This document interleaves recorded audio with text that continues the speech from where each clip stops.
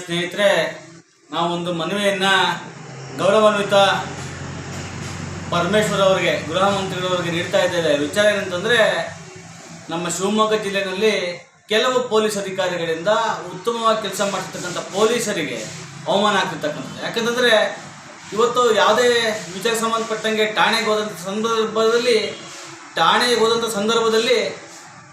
ಠಾಣೆಯಲ್ಲಿರ್ತಕ್ಕಂಥ police ಅಧಿಕಾರಿಗಳು ಸಾರ್ವಜನಿಕ ಸ್ನೇಹಿಯಾಗಿ ನಡ್ಕೋಬೇಕು ಅಂಥೇಳಿ ಸರ್ಕಾರಗಳು ಪದೇ ಪದೇ ಹೆಚ್ಚುತ್ತದೆ. ಮುಖ್ಯಮಂತ್ರಿಗಳು ಹೇಳ್ತಾರೆ, ಮಾನ್ಯ ಗೃಹ ಮಂತ್ರಿಗಳು ಹೇಳ್ತಾರೆ. ಆದರೂ ಕೂಡ ಕೆಲವು ಠಾಣೆಯ PIಗಳು, ಅಧಿಕಾರಿಗಳು ತಮ್ಮ ಮನಸ್ಸಿಗೆ ಬಂದಂಗೆ ಸಾರ್ವಜನಿಕರನ್ನು ನಡ್ಕೊಳ್ತಿರ್ತಕ್ಕಂಥದ್ದು, ಇಂಥ ಘಟನೆಗಳು ದಿನನಿತ್ಯ ನಡೀತಾ ಇದ್ದಾವೆ ತಾಲೂಕಿನಲ್ಲಿ, ಜಿಲ್ಲೆಯಲ್ಲಿ.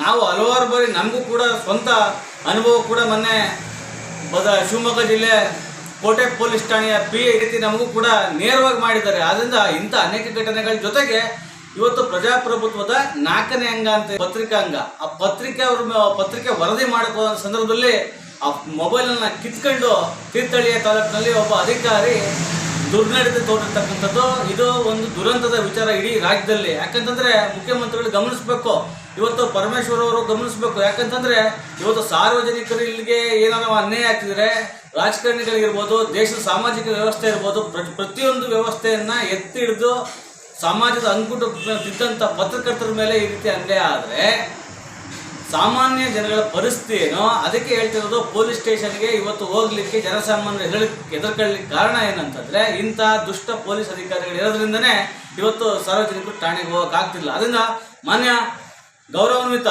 ನಮ್ಮ SP ಸಾಹೇಬರು, ಮಿಥುನ್ ಕುಮಾರ್ ಅವರು ತುಂಬ ಒಳ್ಳೆಯ ಅಧಿಕಾರಿ ಇದ್ದಾರೆ.